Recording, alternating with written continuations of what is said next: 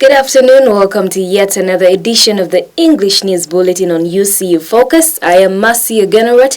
Let us take a quick look at the headlines. Freshersball gets spiritual. UCU Sunday finally on calendar. Now pressure point at live auditions in media challenge. And the university's pride, Lady Cannons, continue to shine in basketball. Now let's take a look at the news in detail. For the first time in Uganda Christian University's Freshersball, the first years focused more on receiving on blessings and listening to the Word of God. Our reporter Joshua Mitala reports.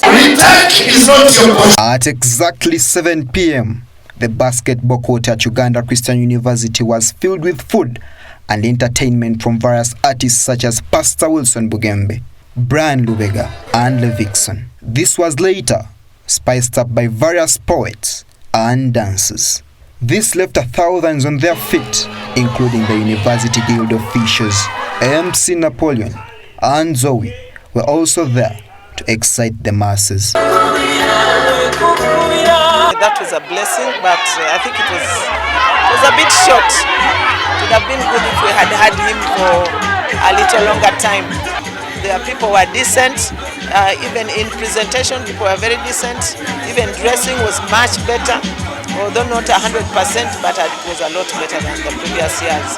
And even behavior-wise, I think people behaved quite well. The core organizers too acknowledged that this year would be better because of the prayer. It has been a good initiative to have Pastor Wilson Bugembe talk to the students, especially to involve them in prayers. First-year students in attendance believe that this year will be fruitful as they were blessed. Actually, the prayer was so nice, was touching. I feel it in myself and it has motivated me, it has put me on the right track, and now I'm actually the person I need to be.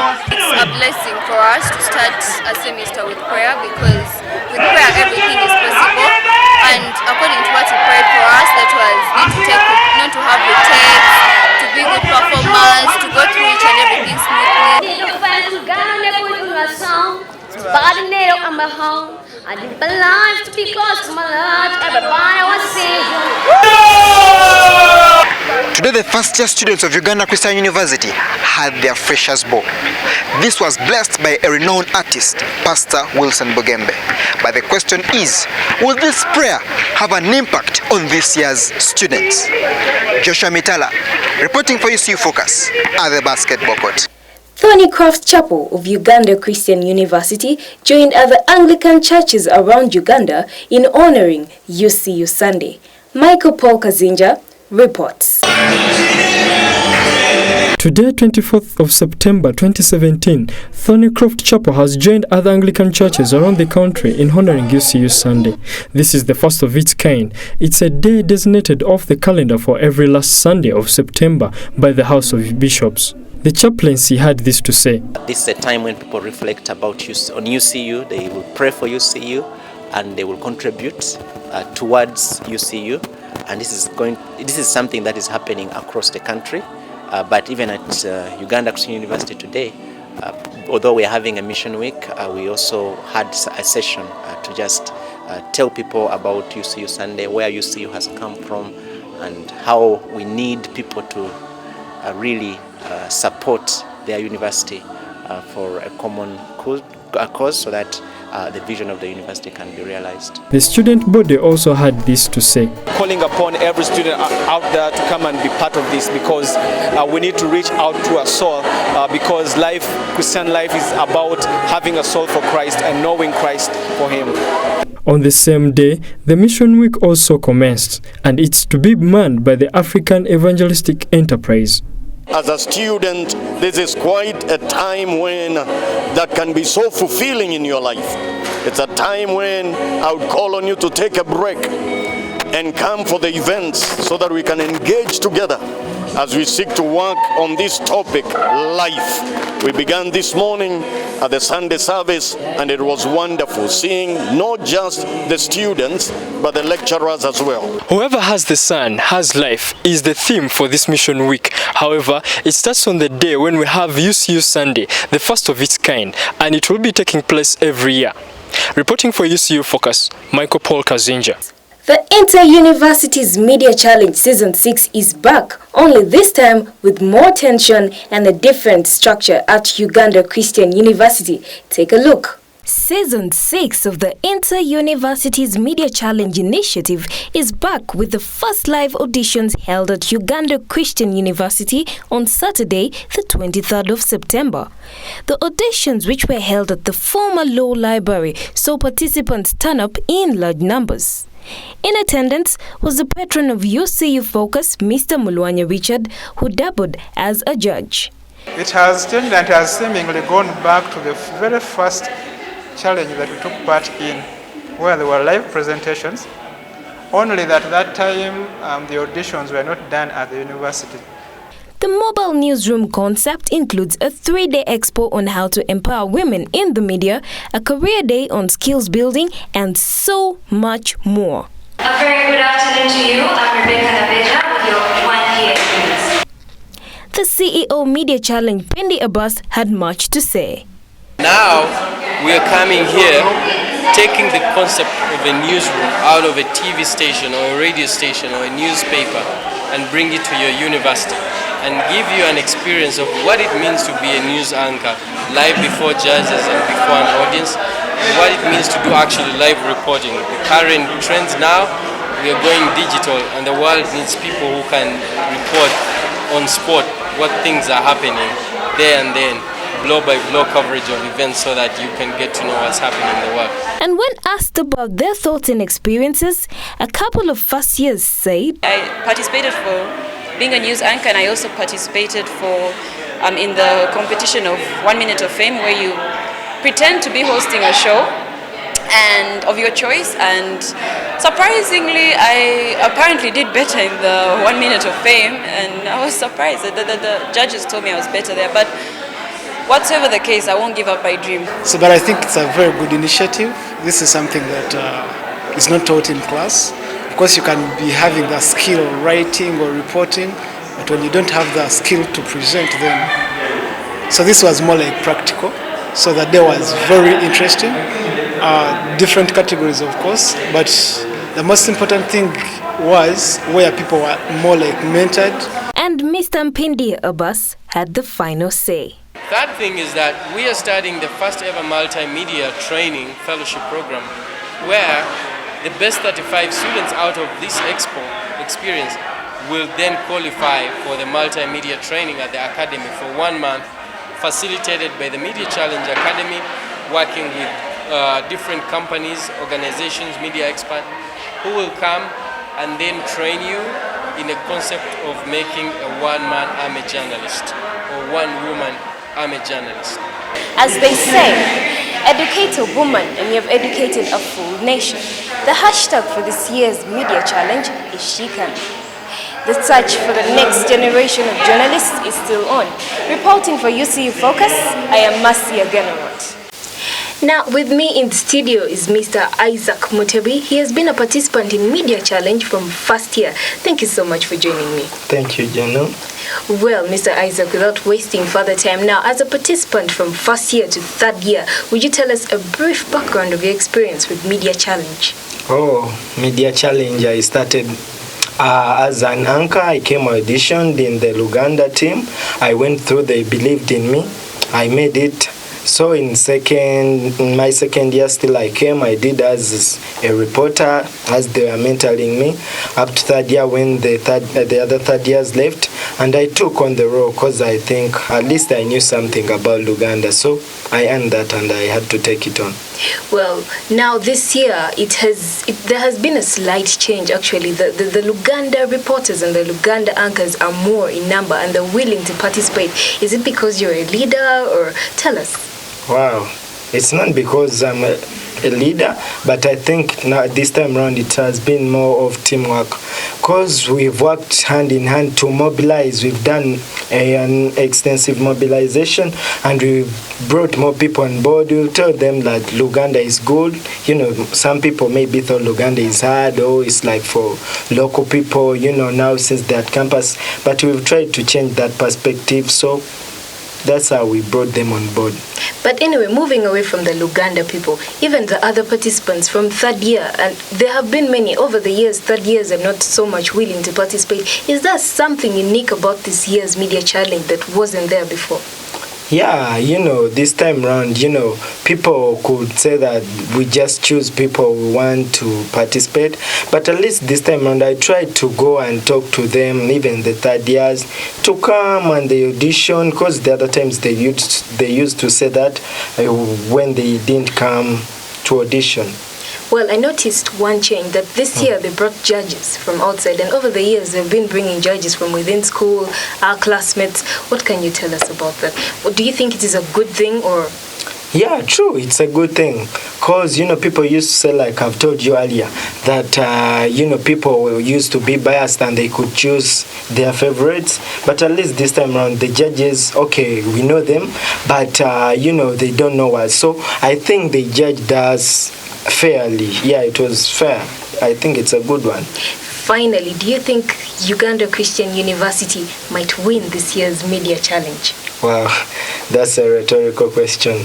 Well, Probably. You have it from Isaac Mutebi, and that brings us to the end of our interview. The news bulletin continues. Do stay with us.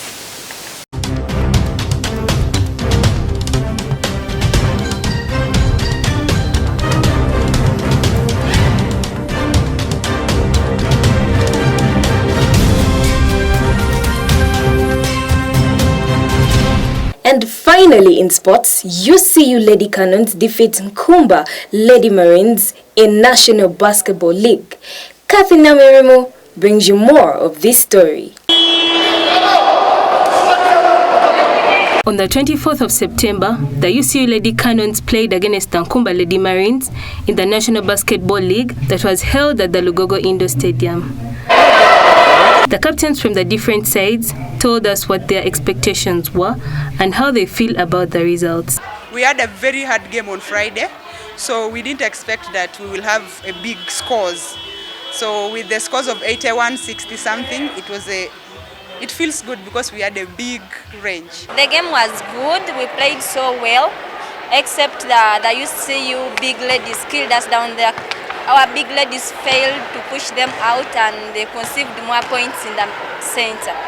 We desired a win. We needed a win really, but all in all, it did not go for us well. The UCU Lady Cannons coach gave us an overview of the game. Well, the game was hard, but we managed to come out on top. Kumba is a great side that pushed us hard from the beginning to the end. They are very athletic, a team, but we managed to overcome all that. The win was expected, but we did not expect to sweat in the way we did. We are playing for Zone 5 and I expect the girls back in training as soon as tomorrow. Today the UCU Lady Cannons managed to defeat the Nkumba Lady Marines with 81 points against 66. Namirimo Kathy reporting for UCU Focus, Lugogo. And to wrap up this afternoon's news bulletin is a documentary, a campaign, The Island of Punishment.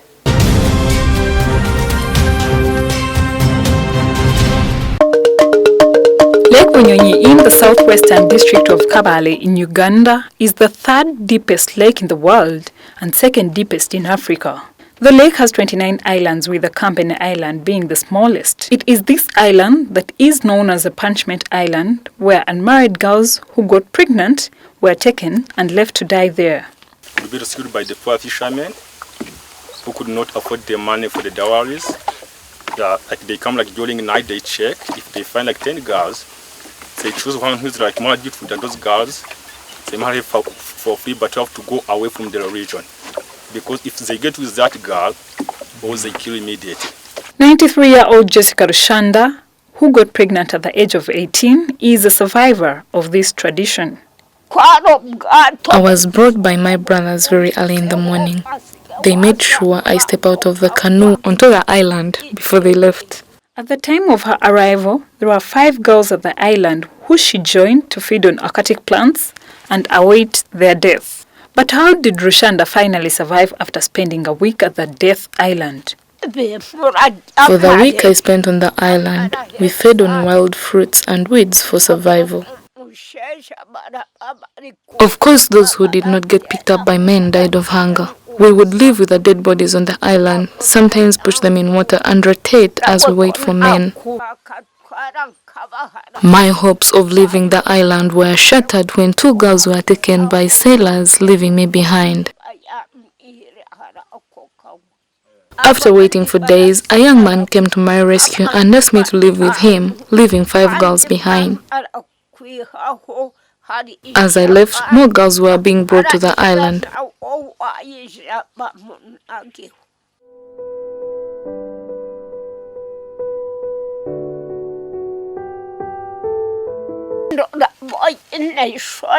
I wasn't shy or ashamed when a man took me on. It was just my lucky day.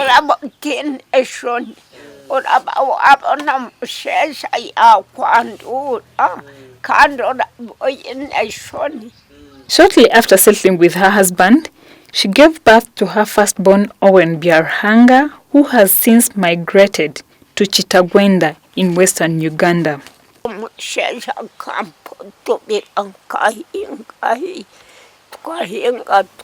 My husband and I worked for other people and we were given food in turn.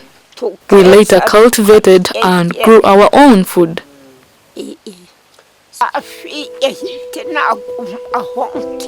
When he passed on at 94, I worked very hard because being a widow doesn't kill you if you're wise.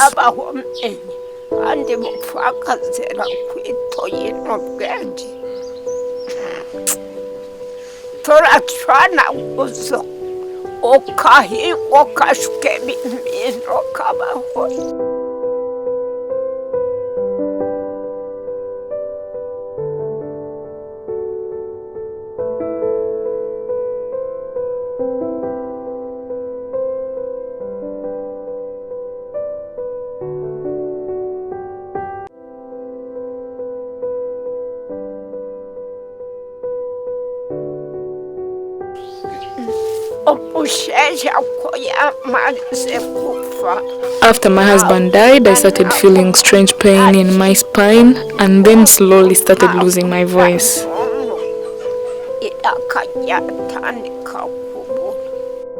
The now grandmother of 50 and great-grandmother of 20 children also weighed in between being killed and being dumped at the famous island.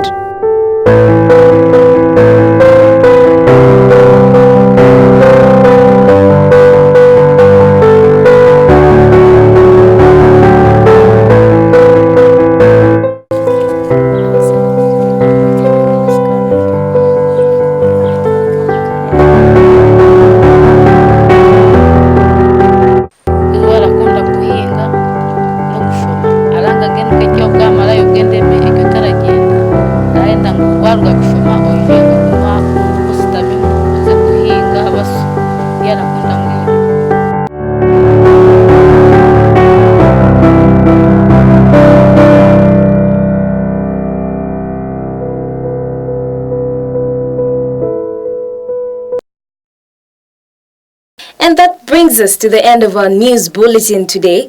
Thank you so much for joining me and do have a wonderful afternoon. I am Mercy Aganorot.